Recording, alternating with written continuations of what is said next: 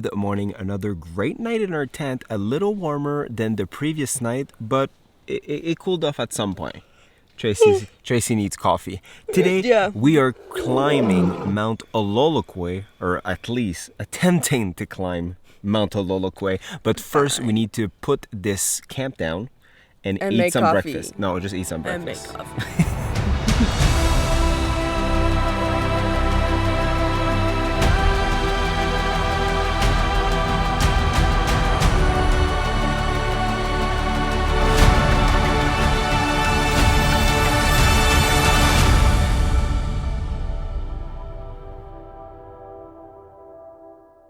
Right outside of our tent, this is the mountain for today.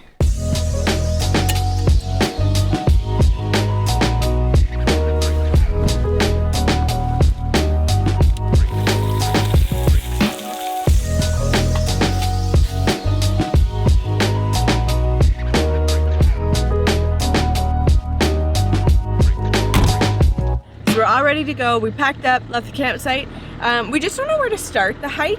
I do find it's complicated to find starting points of hikes from the ones that we've done so far. That's very true. So we're just heading up to the actual camp lodge to see if we can find someone from reception or someone like that we can figure out like, hey, where do we start this thing? Stay tuned. Good news, we found the trail. It's actually connected to the lodge, like it is right there. And we found a guide who is Simon, who said, I'll be back in a minute. He's coming. So we're waiting.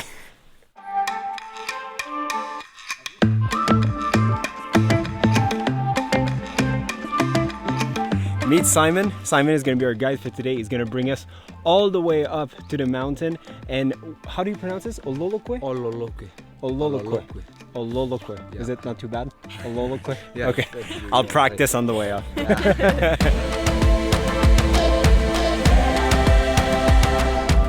But for a long time, they use this one and then they make a hole on it. And then they do something like this. This tree here is called almaim, I think, and this is what the Maasai use to start fire. This is like the plate at the bottom where they make a little hole and then rub a stick in it. And apparently there's a few type of woods that you can do that with, but this one is the best one. So the white sap coming out of that tree is extremely poisonous. So if they have trouble with hyena, for example, like eating their cattle or their goats, then they can use that sap, put it on a piece of meat as bait. And as soon as the hyena eats it, just a few minutes later, apparently it will die. This is how poisonous it is. This is really impressive. Like, we just found some elephant poo and we're quite high. So I didn't know they would like hike.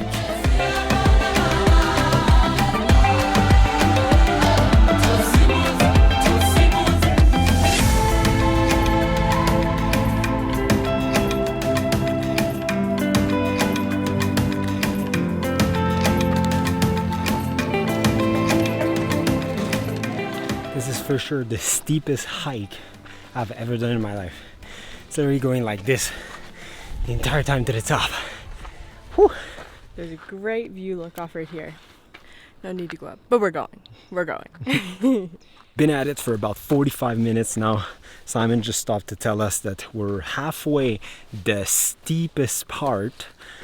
I'm telling you guys, like, it is going like this since we started. And apparently it's gonna go like this for another 45 minutes. The view better be worth it.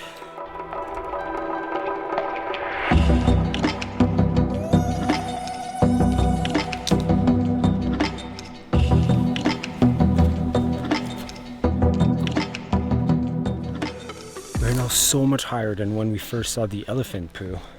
And now this acacia tree down means that elephants are here too. And I'm telling you guys, like, it is so steep. I would love to see an elephant hiking this mountain just like where we're doing right now. Crazy. Taking a little break. Yeah. Little water break. Massive water bottle. It's the view here is actually stunning. Like, we're already really high. I would say there's what, maybe like, I don't know, a couple 100 meters left in terms of like altitude. And yeah, it's really nice. Because we've had like obviously a good view on Loganot and Ngong Hills, but I think this one is, as for the view, it's beating it because you can see all across, Yeah. like all the little mountains that jut up and stuff. Like Yeah. it's just, the landscape is stunning. Yeah, it's really, really nice. Yeah. But it's for sure the hardest hike we've ever done. Like it's like this the entire time. Yeah. We got this. We're almost Yeah. there. Almost there. All the way down there. That's the camp.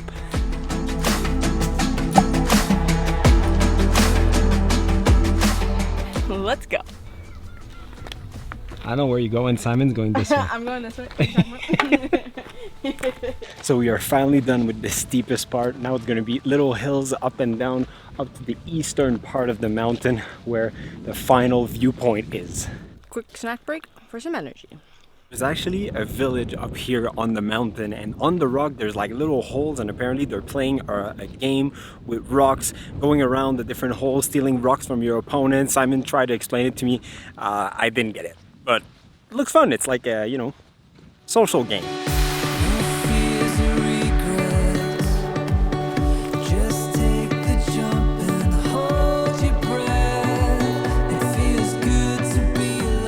I thought we were like getting pretty close, which we are close. But we thought like climbing wise it was pretty much done.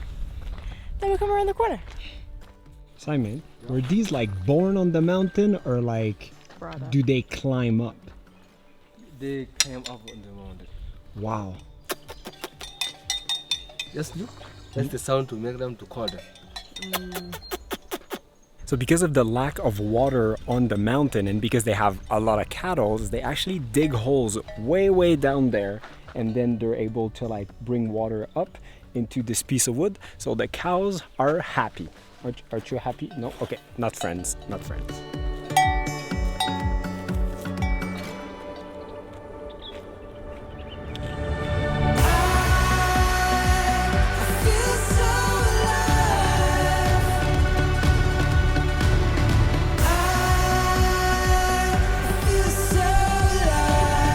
It's a little windy, but we made it. It's beautiful.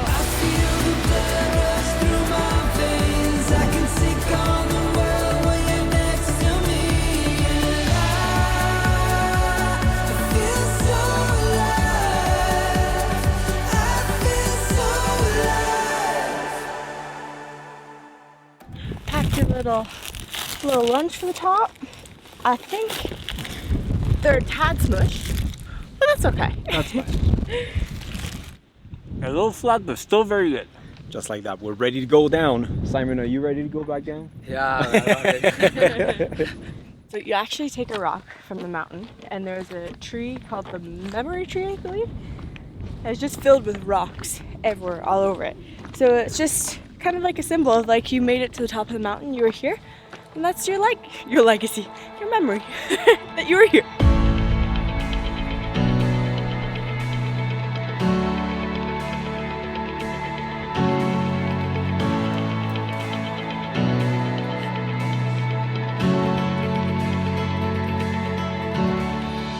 Okay, so what we saw was actually the cave, and it's mainly morons who come here and they bring the bowl and they basically just have a feast. They cook the bowl, they sleep there, they have a fire, and apparently the leopards can be very friendly when that happens. So they can like come super close and they'll just sit and watch you and just hoping that you're gonna like throw a little bit of meat towards you. Not the type of behavior I would have expected from a wild animal, but I don't know. Simon also told us that the young men are doing some sort of like eating competition. So they'll eat a lot of meat, and then the other ones are going to eat some more meat, and then it's going to make other people eat some more meat. So maybe one day, if I have the opportunity, that would be a really cool experience. I'm just putting this on the table.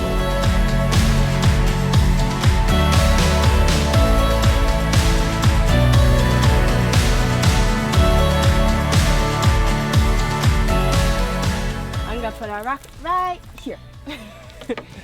There we go. That's it. Going down is much easier, isn't it? Yeah, just a little bit. A little bit hotter too. That's why we started at 9 a.m. and I think that was perfect. You could even start earlier. There's nothing worse than going up when it's super hot. Yeah. So the sun's coming out now. And we were fully expecting this day to be much hotter because the last time we were in Samburu was what, in like January or something, which is the middle, which is kind of still the summer, and it was like 35, 36 degrees, and it Dropping was to, like, so 25. so hot. Yeah, in the middle of the night. So no, Samburu at this time of the year, much better. I recommend. The walking sticks are handy for going downhill. Every time we do a hike with a member of the Maasai tribe, I'm always like, ugh, you know, they're always wearing those black sandals. I'm like, you're gonna hike everything with just that? Right now, I'm wearing those fancy, like, you know, hiking boots, and I cannot wait to take them off. So right now, I'm looking at Simon with his black sandals. I'm like, ooh, should try that one day. I bet, you know, if they can do it, I'm sure I can do it.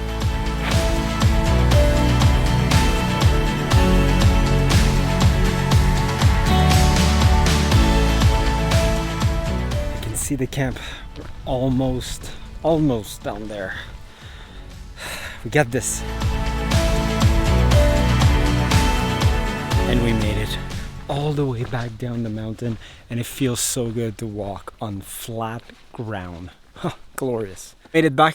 Simon, thank you so much. It was a pleasure. Hopefully you don't have to do it again today. It's a lot of effort. This guy's a warrior. Have a good day, man. Thank you very much. And we're back to the beast, finally. Right now, the only thing I want is to take my shoes off. Oh, feels so good. So the hike was really good. Probably one of my favorite we have ever done in Kenya. I think so too. The scenery was absolutely stunning. Yeah. Also very steep. Like, we looked at the bank, like, Yeah. if you look at it straight in front of us, we're like, oh, they'll be like, we'll go over to the side and up. No, you just zigzag up. Yeah, that was like probably the most difficult hike that we have done in Kenya as well. I think But so too. it was totally worth it. But like Tracy said, it's like this, like 60% of the way is like super steep. After that, at the top it gets a little bit better. But yeah, otherwise, like I said at the beginning, like the entrance is at Sabache Camp.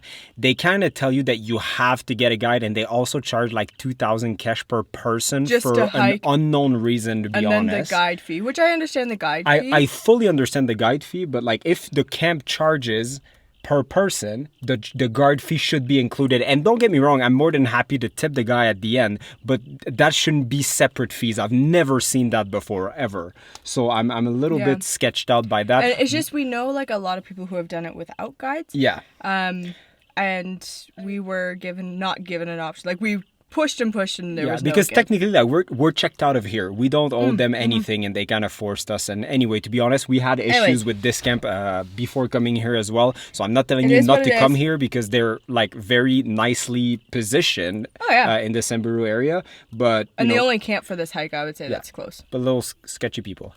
So in the meantime, we're gonna eat pineapple, drink Monster, Coke Zero, and a ton of water. Yeah. I'm gonna drive back to the road. Because it's not done yet. Find some signal, because I'm gonna be honest with you guys, we don't exactly know where we're going now. We had some plans, they kind of went away. The friends that were with us, somebody got sick, they went back to Nairobi, so now it's just Tracy and I. So we have a little bit more freedom. I don't have to plan for multiple people. More freedom, but we also have no plans. So yeah, let's drive back to the road. I've got a couple in my head. A couple options. So let's drive back to the road, and otherwise stay posted, and see you guys in the next one.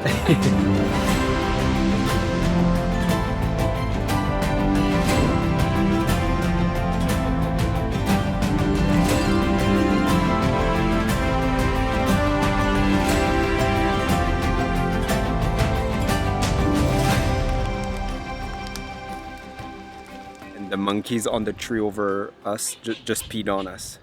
Yeah, there's a little bit, but it's like, it's on my neck and on my hand. It's dripping down my leg.